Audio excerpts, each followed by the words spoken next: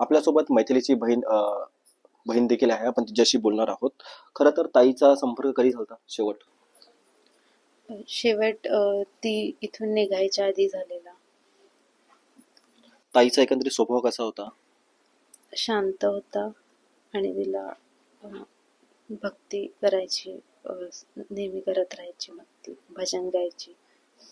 वडील देखील बोलत आहे की तुझं पुढचं शिक्षण पूर्ण करायचं तिचं स्वप्न होतं, तर सध्या ती नाही आपल्यासोबत.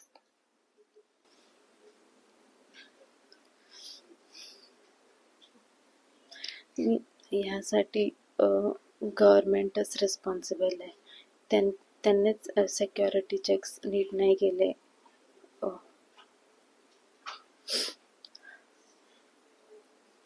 तुला काय म्हणायला आवडेल पुढे?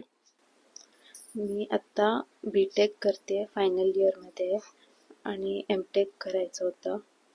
आणि मग तिची इच्छा होती मी PhD करून डॉक्टर व्हावी. आपल्यासोबत मैथिलीचा भाऊ सारांश देखील आहे.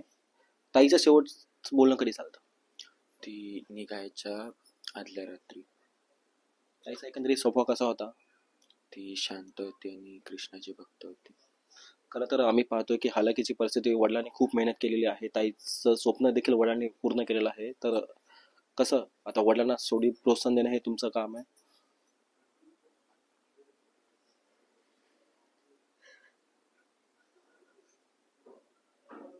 खरं तर आपण पाहू शकतो की पूर्ण शोककुळा पसरलेला आहे. आई असेल किंवा वडील असतील, सगळं दुःखाचं जे डोंगर आहे ते सध्या नावागावात पसरलेलं आहे. खरं तर मैथिली ही एकदम जिद्द आणि चिकाटीच्या आणि हालाकीच्या परिस्थितीमध्ये तिने आपलं जे स्वप्न आहे ते पूर्ण केलेलं आहे. मात्र ती आता सध्या नाहीये, त्यामुळे नावागावात पूर्ण शोककुल वातावरण पसरलेलं आहे. कॅमेरा पर्सन गणेश राठेसह मी रवी खरात, TV9 मराठी, नावा, पनवेल.